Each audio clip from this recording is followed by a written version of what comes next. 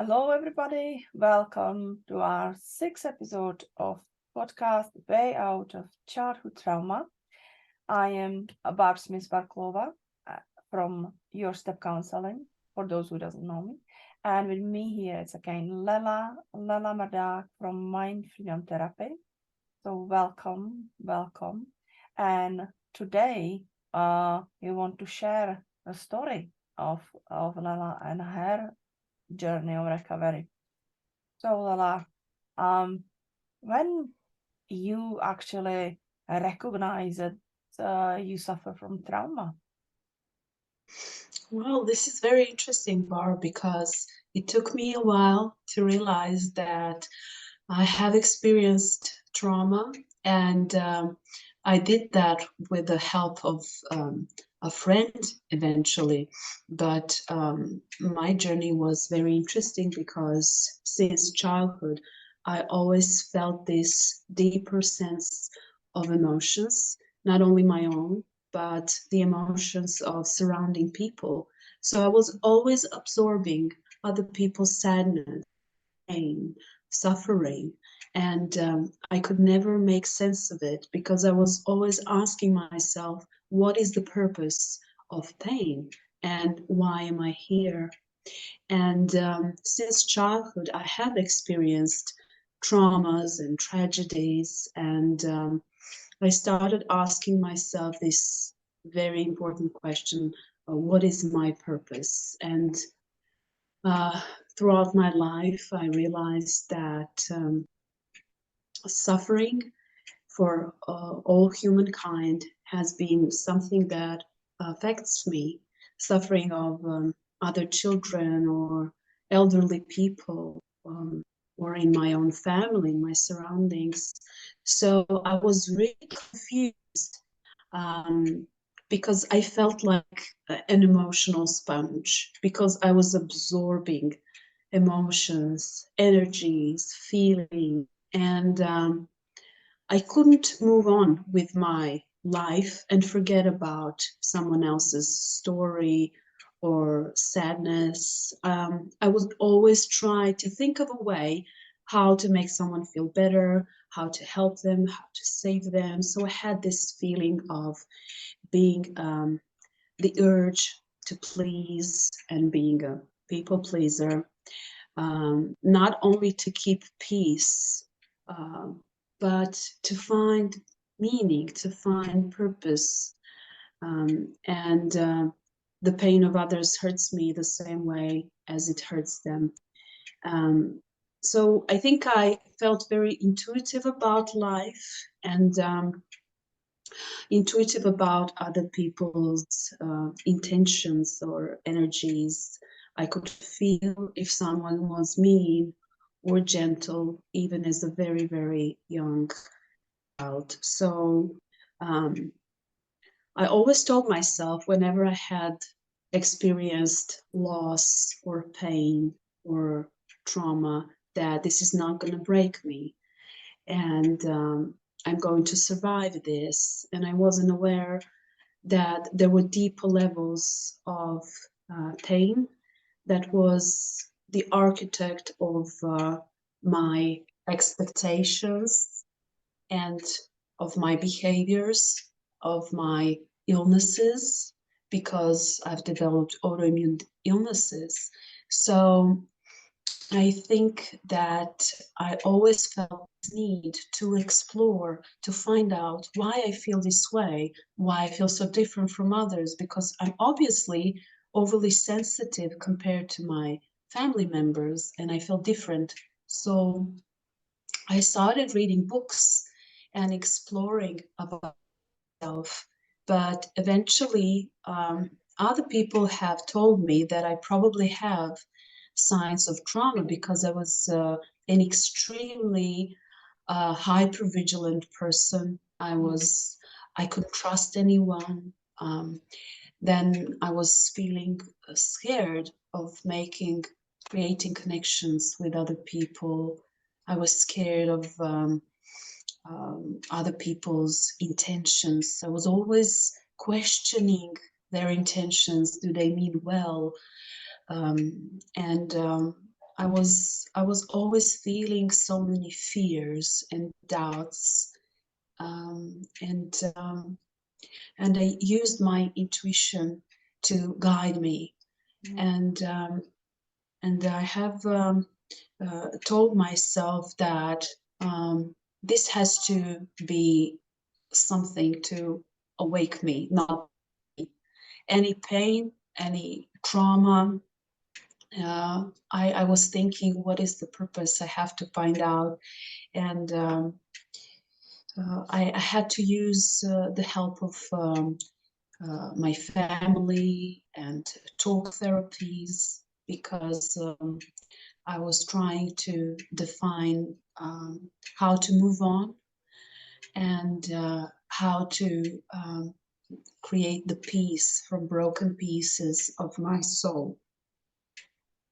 And what was that kind of tipping point for you when it started turning around? What was that you realized that the start to being from going down to going up then and start recovering and putting pieces together? Was there some moment in your life which you would see that it was kind of turn point for you? Yes, there were many moments, Barb. There were many moments when I felt this is the darkest moment of my life, the most painful one. And I felt like, where and how can I find the light, the meaning, and the purpose to move on, the reason to move on? And I always felt that I just have to have hope and believe that the sun will come after rain, because it always was like that. And I realized that I have so much potential to help myself with self-help books and different advice, different tutorials, and I had the ability to understand other people's feelings and to help them. So every time when I felt like I had no purpose, there would come somebody else, a friend or a family member, that would tell me even more traumatic story about themselves.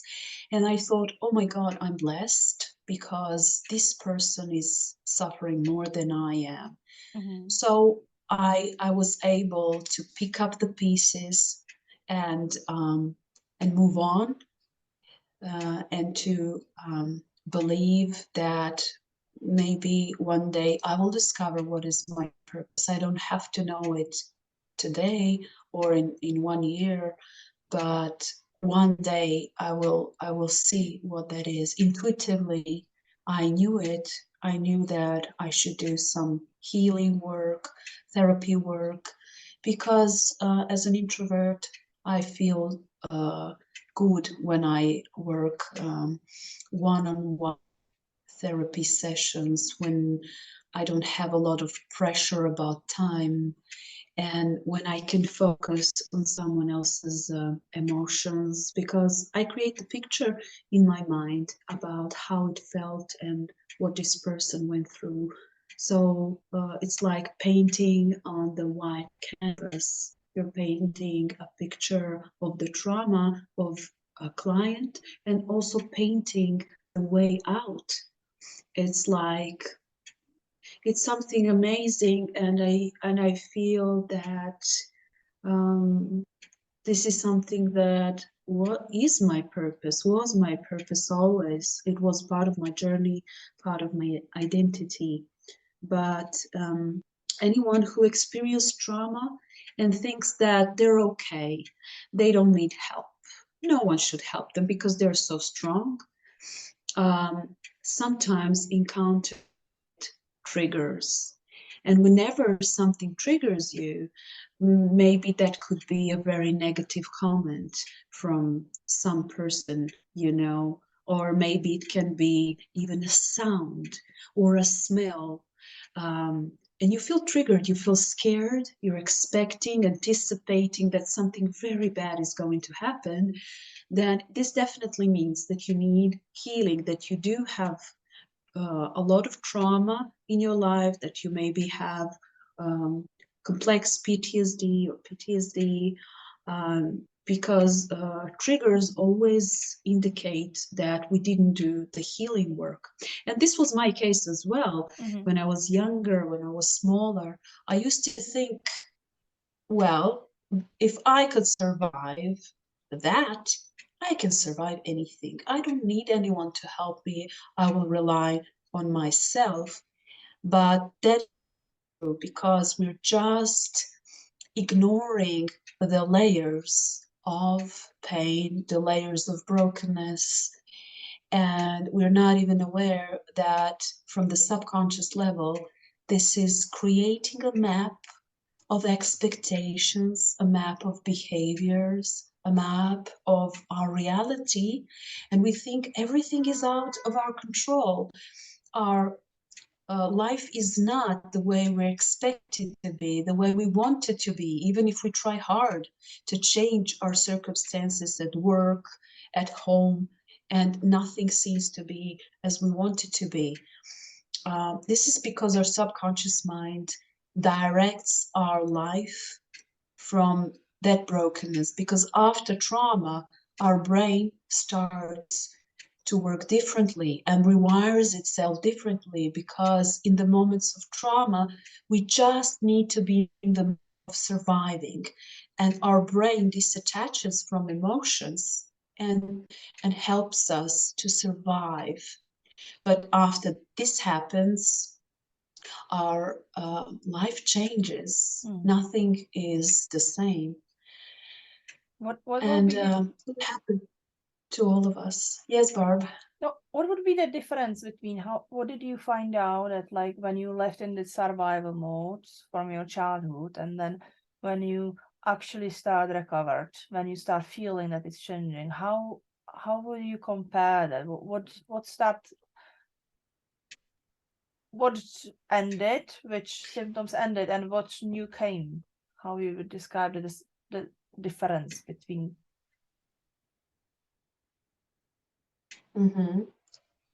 Well, I could say that when before I started healing my trauma, I always felt a lot of pain on all levels: emotional, mental pain, physical pain, because of the illnesses in the body.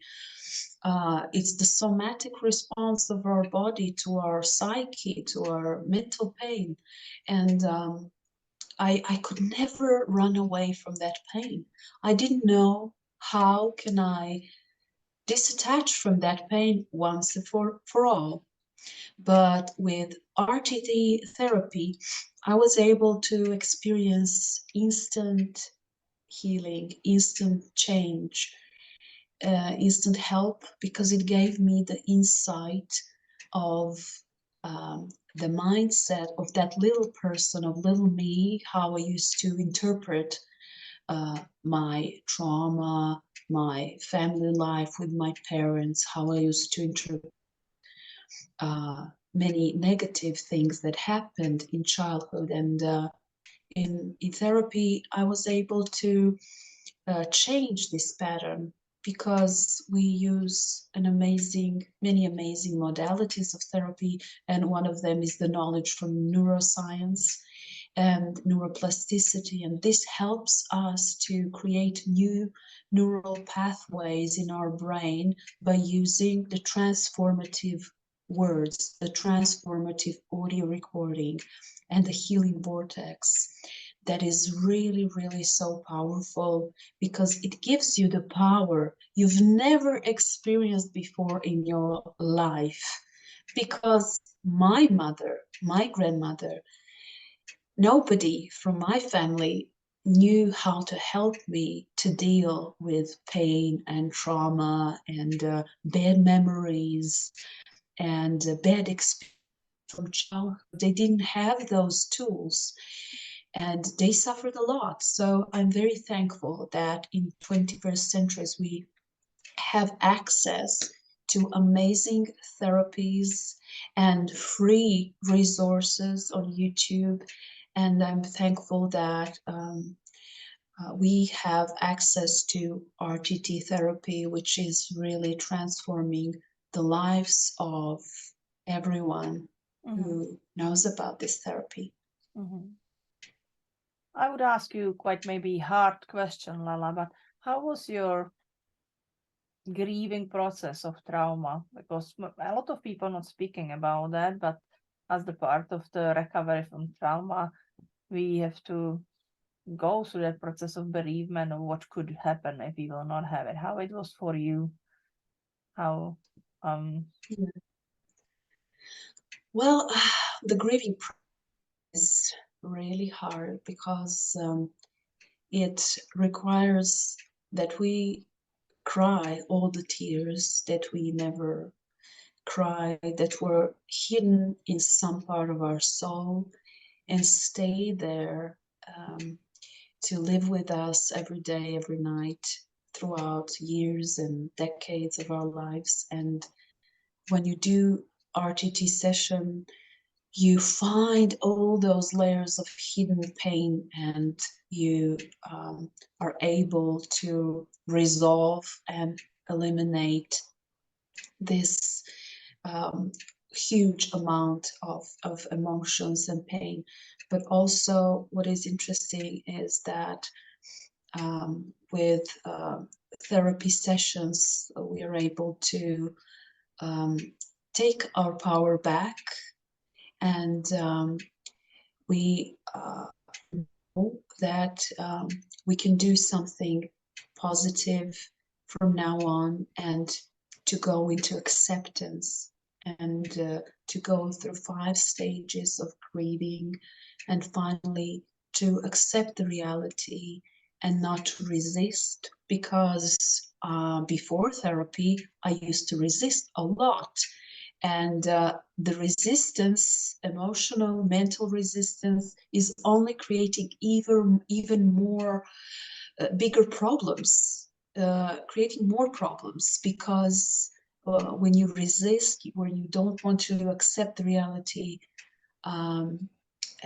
it becomes even harder and more painful, and you don't see the end to the suffering.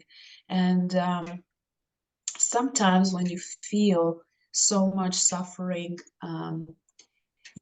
that you have to do something with this amazing amount of pain and suffering. And people should not ignore it, because it can easily become a physical illness, because our body and mind are connected, they're one. And if your mind or your heart is suffering and hiding emotions and pain, it can easily become a part of your body, and it can go into different organs, immune system, or bones. And it is like your body is trying to create the physical proof that there is a lot of mental pain, a lot of emotional pain, and eventually your body gives you the proof. And it is very interesting how with RTT therapy we're able to help even the physical illnesses with the help of command cell therapy. And we can remove the mental cause of physical illness, for example, with thyroid or eczema, or different health conditions with reproductive system, or anything, because often people don't know that their physical illness comes from their mind. Because every condition has, every problem has some kind of purpose in our life. And did your physical condition improved during your recovery journey? Yes, it was amazing how quickly I was able to change my results, because I was struggling for many years with different therapies and different doctors, and I didn't have a lot of improvement. And especially when the doctors tell you have to live with this condition for the rest of your life, and we're just going to give you different therapies. That's all you can do.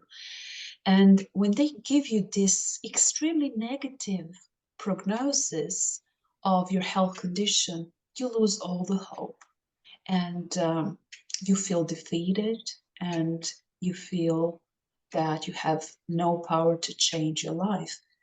But with RTT therapy, I was able to remove the cause of the illness and release it. And then I have experienced that my results were improved after a couple of months. I think it was 4 months before I experienced better results. And when I asked my doctor, can I hope that for the rest of before this year's comes, this year's ends, I can be off this medication? My doctor said, oh, you can expect it in a couple of months. We don't have to wait for the rest of for the end of the year, for December. And I thought, wow, RTT is amazing. Yeah. That's amazing. Yes. Yeah, that's great. That's amazing.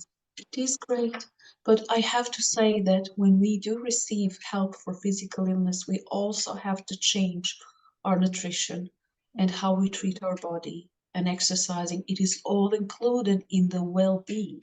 And I realized that I have to invest in well-being, in wellness instead of illness.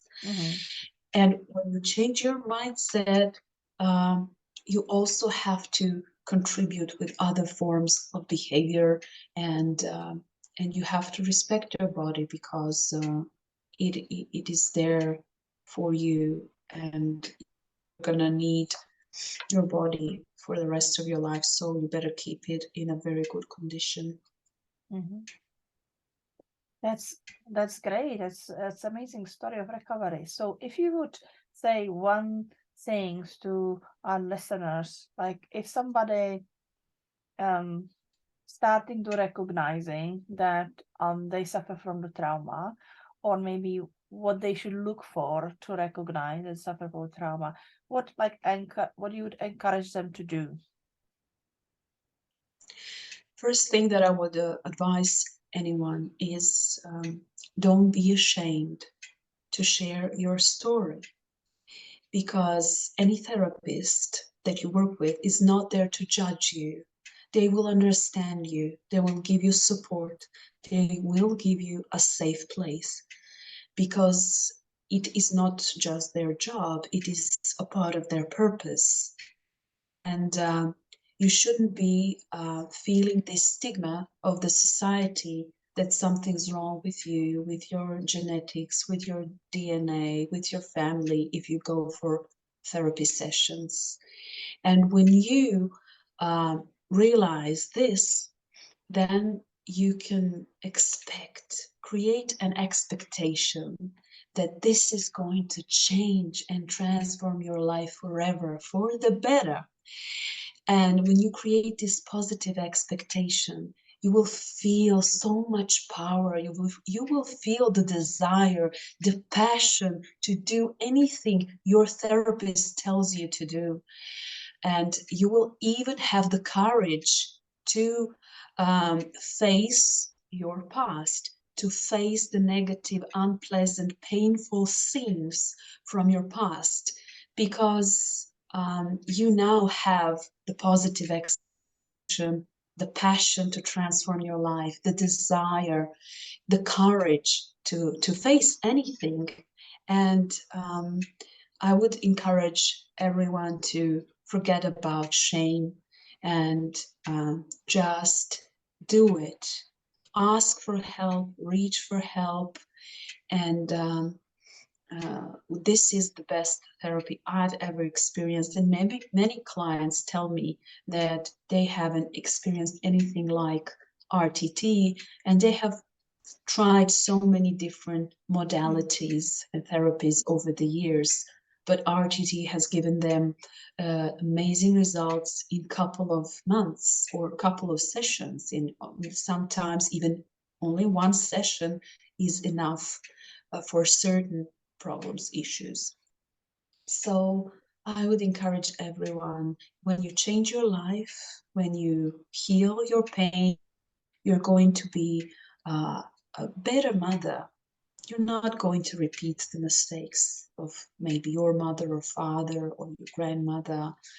You're going to cut that family patterns and pathology of behavior, and you're going to be better person and create better future generations, more healthy mentally, emotionally, and you can inspire other people, your friends, your family. When they see that you are changed, they're going to be inspired to try therapy and to heal. So you can also be an inspiration. That's one of the most amazing reasons to go to therapy. Do you think that it's any age limit on who can recover from the trauma? What if No. people find out when they're in the 50s or 40s? Yeah, that's a good question, Barb. Because sometimes people think it's too late for change and I can't be helped, or they think I'm so broken that nothing can help me. But that's not true. Anyone can be helped, and anyone can heal and find their purpose, and we can help anyone in any age. Also, we can help the children. We work with children over 8 years old. We work in hypnosis and we can help them. We can help the teenagers. We can help all age groups, because age is just a number.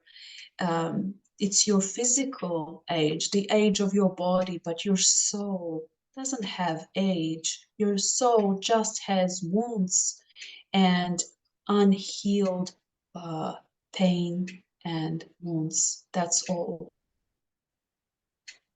Yeah, absolutely agree with that, because I'm working really with that range from children from 10 years old to I think that my oldest client was 68. And yeah, it really doesn't matter. Of course, later people coming to therapy, it's sometimes take a little more work because it's decades of suppressing of many reactions in the life, and that grieving process can be longer because more time passed of what could happen than what people could have in their lives. But anybody can be healed, so it's really about not to wait.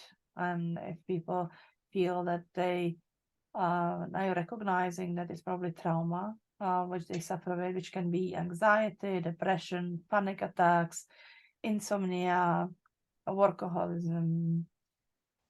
Uh, the list is long. All these things which we commonly attributing it's just anxiety, or just you are diagnosed with anxiety, I have to learn to live with that, or I have the panic attacks and I can just hope and they will stop one day, or I cannot sleep so I will need to take the pills, or I have the high blood pressure, or I'm always tired, or I'm developing autoimmune disorder like fibromyalgia or other things. I would say to people like, no, go for therapy. It's all can be changed. You don't have to stay with that, is it? And that's really powerful, even from your story, that it can be changed. It can be visible on the physical level, and it's so great. It can be proved by the results of with the doctors, that they can even confirm improvement in that physical condition. So Yes, yeah, yes, I would agree with you with everything you've said, Barb, and would just like to add that sometimes people have very poor boundaries and they don't understand why do they have to please everyone and why they put other people's needs first. And this comes from trauma, also from childhood trauma and brokenness. the need to save everyone, because you were probably in a position to save your mother from the abusive father, or to save somebody in a very tragic moment, but you couldn't do anything because you were just a child. And maybe it comes from some other situation. And people who have the need to overgive, overdo, just like you said, workaholics overdo, it all shows trauma, and they have this need to earn love, to work for connection, to work to earn the belonging, the place where they belong. And just like you said, it can be so many symptoms and nightmares, and not being able to sleep, or having some chronic pain or anxiety. And even more and more children are now suffering from bullying and anxiety, and they have social anxiety. They're afraid of going back to school after the COVID and lockdown. They only had online schooling, so parents don't know what to do. They're in panic, absolute panic, and they also feel anxiety in their lives. So you can imagine how complicated that can be for some. But if they ignore it, the things will only get worse. It will not get better if you ignore the problem. Yeah, that's absolutely true. So I want to thank you, Lala, for sharing your story of recovery. It's an amazing story of really getting much better, to completely changing your life. And that now you are a therapist and helping others to recover, which I absolutely think that it's your purpose to do.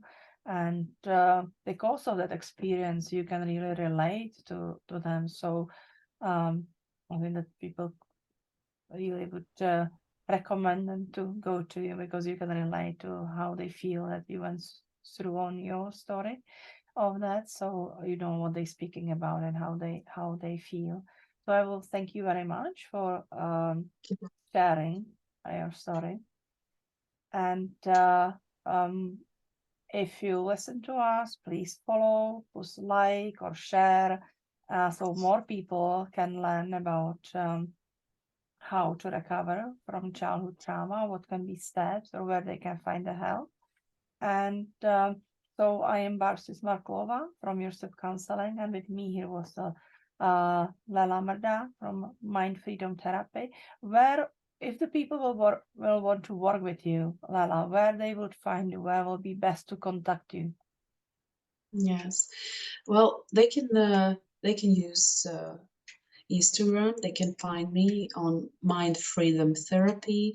They can use Facebook under name Danijela Mrdak. They can find me, and my website is www.mindfreedomtherapy.com. And yeah, these are the resources to find me and contact me. Oh, What that's about good. you, Barb? Yeah, Where they can find you? yeah, I can be found on the Facebook as Your Step Counseling or Barb Smith Marklova, on my website, your-steps.co.uk. But so, and if you will have any question, leave us comments on Podbeans or Spotify or YouTube or wherever you listen to us, on Google Podcast, on iHeartRadio. Please share, please follow for our next episode, when we will share more stories of recovery and more resources about what steps of recovery people can take to recover, to get way out of childhood trauma. So thank you very much for listening, and see you next time. Bye, Lala. Bye.